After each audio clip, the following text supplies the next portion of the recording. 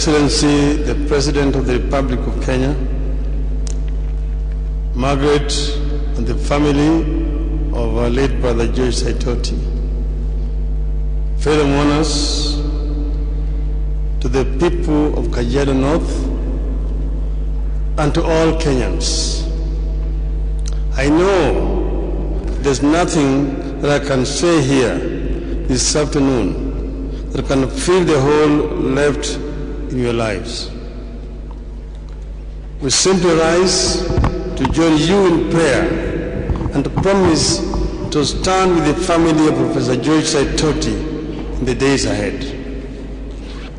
But let me say that Professor Saitoti has been many things to many people and to our nation.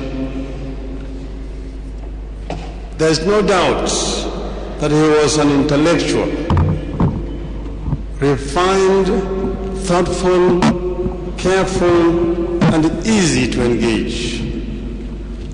A man never given to blind rage and to trivialities.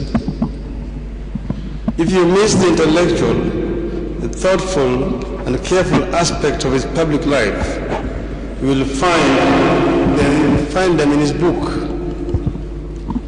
titled The Challenges of Economic and International Reforms in Africa.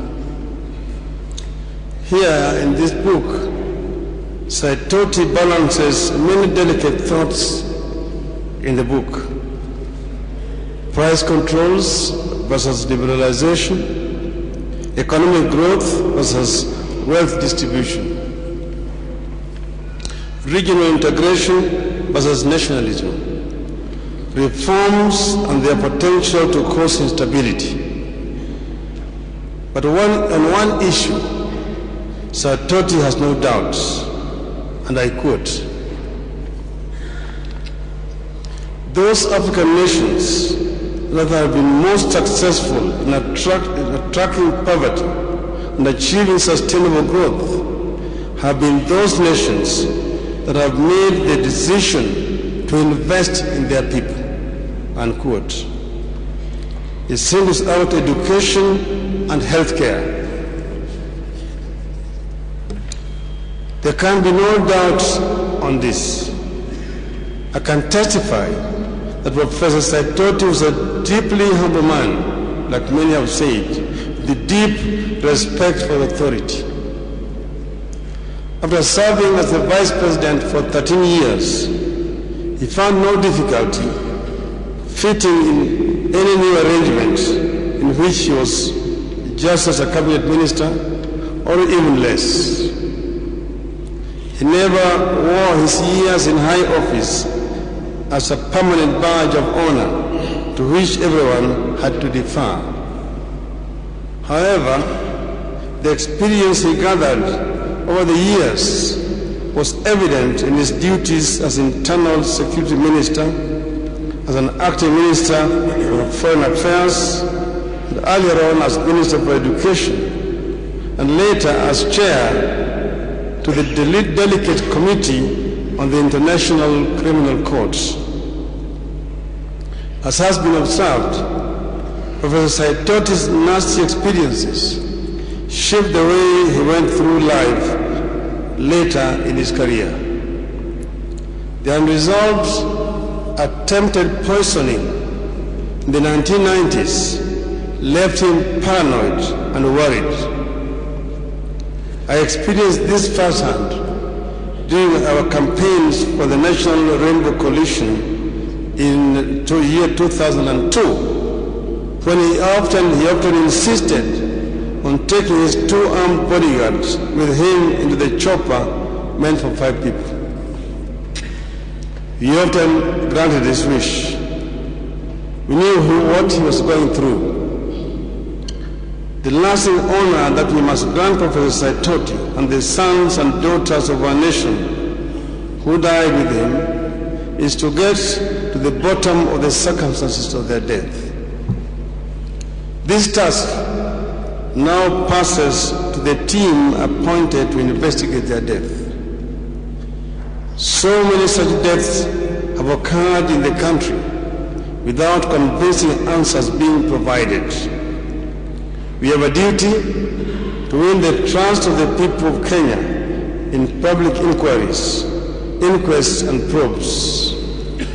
For once, let us answer all the questions Kenyans are asking. To the family of my friend Prof. Saitoti, I remind you of this song. Does Jesus care when my heart is pained? From the Christian hymnal. The final verses goes, does Jesus care when I have said goodbye to the dearest on earth and to me, and to my sad heart aches till it nearly breaks? It is ought him to. Does he see? The answer is in the chorus. Oh yes, he cares.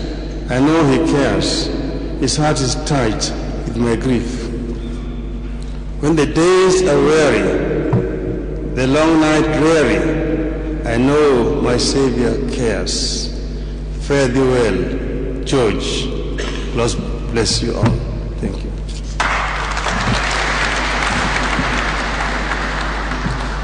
Now let me invite His Excellency the President to come and say his words of condolence.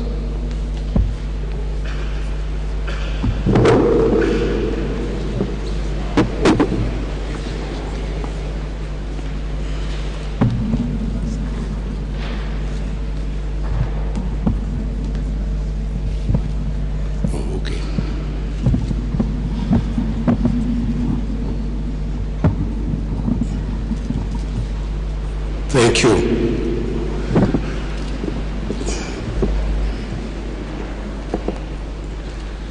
Miss Margaret Saitoti,